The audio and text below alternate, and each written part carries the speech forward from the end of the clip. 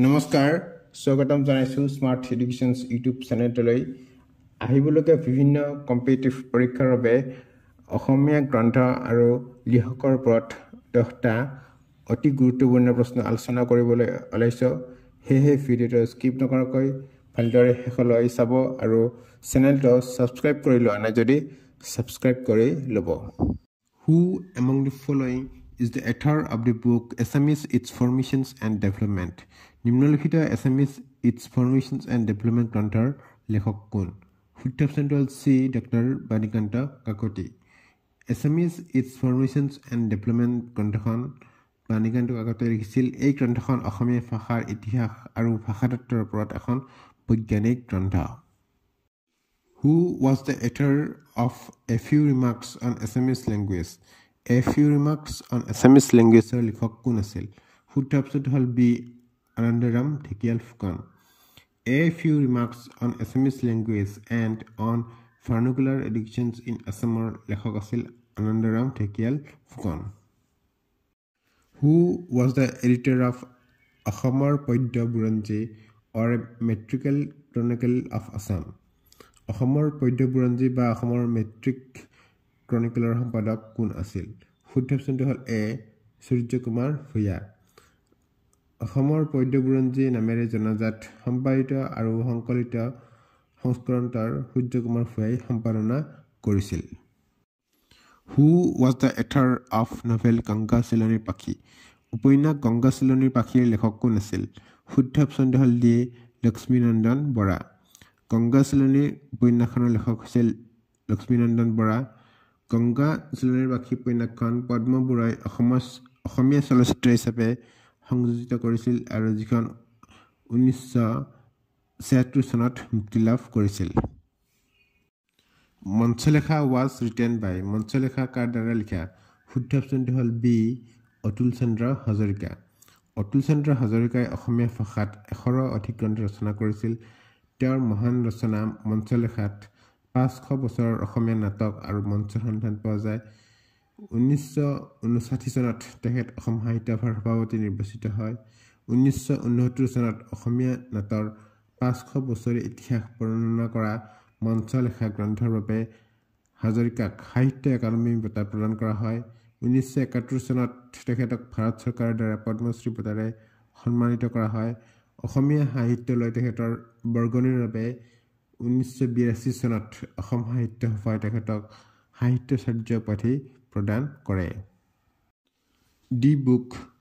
Mariam Austin অথবা Hira Barua is written by Mariam Austin অথবা হীৰা বৰুৱা কাৰ দ্বাৰা লিখা হৈছে শুদ্ধ অপচনটো হ'ল বি অৰূপা পতেংগা কলিতা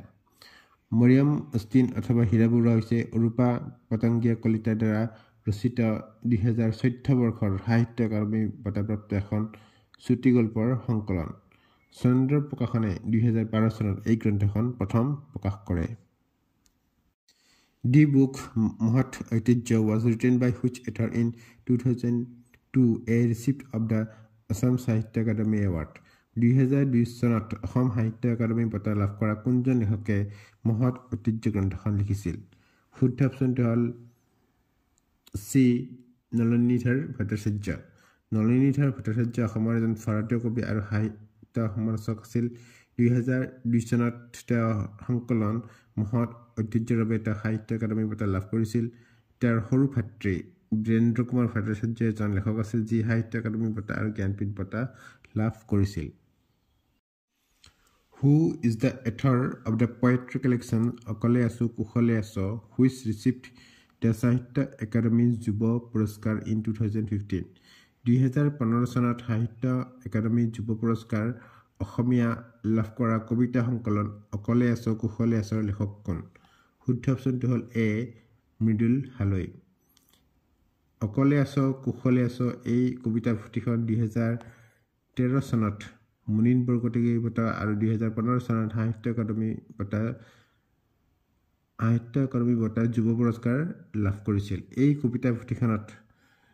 মৃদুল হালৈ মুঠ 30টা কবিতা অন্তৰ্ভুক্ত কৰা হৈছে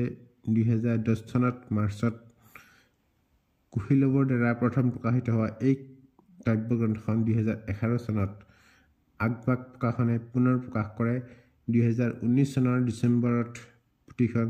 চতুৰ্থ মুদ্ৰণ মুকলি কৰা হয় আৰু ইয়াৰ প্ৰস্তুতসজ্জা মনজিত ৰাজখোৱাৰ। Kathoni Barir Ghat a collection of short stories was written by.